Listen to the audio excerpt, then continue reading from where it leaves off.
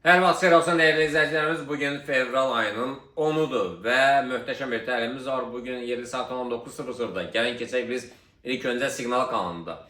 Bizim bütün Siqnal kanalında bütün dünənki əməliyyatlarımız yenə uğurla nəticələndi. Bugün yenidən təbii ki biz Qızıldan danışarıq. Qızılda ilkin alışlar 5040'lardan gəldi. Ən azından 30-40 doları bir yuxarı qalxışdan yaddaşlarda qalacaq.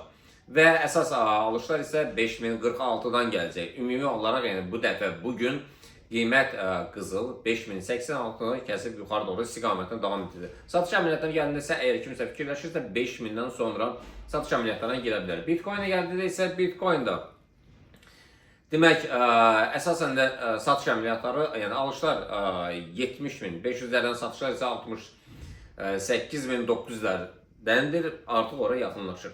Və Ethereum'a gəldikdə isə Ethereum'da satışlar 2035'lərdən, alışlar isə 2120'lərdən gələcək.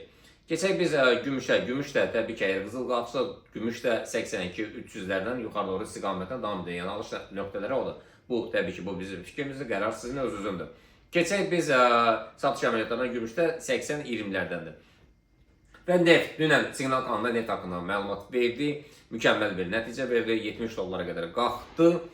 Koridordan söhbət gedir. Yəni bugün 69.50'lərdən alışlardır, satışlar isə 69.10'lardandır. Funtun olan rəqabətini dünən biz Telegram Siqnal kanalı alış əməliyyatları haqqında danışdıq. Mükəmməl bir nəticə verdi. Bugün satışlar 1.36-700'lər, alışlar isə 1.37'lərdən olsa daha yaxşı olar. Evronda olan rəqabəti qısa satışlar 1.18-800'lər, alışlar isə 1.19-200'lərdəndir. Nasdaq isə bir Dow Jones DX, yəni DAX hələ ki yuxarıda qalıb, yəni korreksiyalara məruz qalacaq yaxın həftələrdə.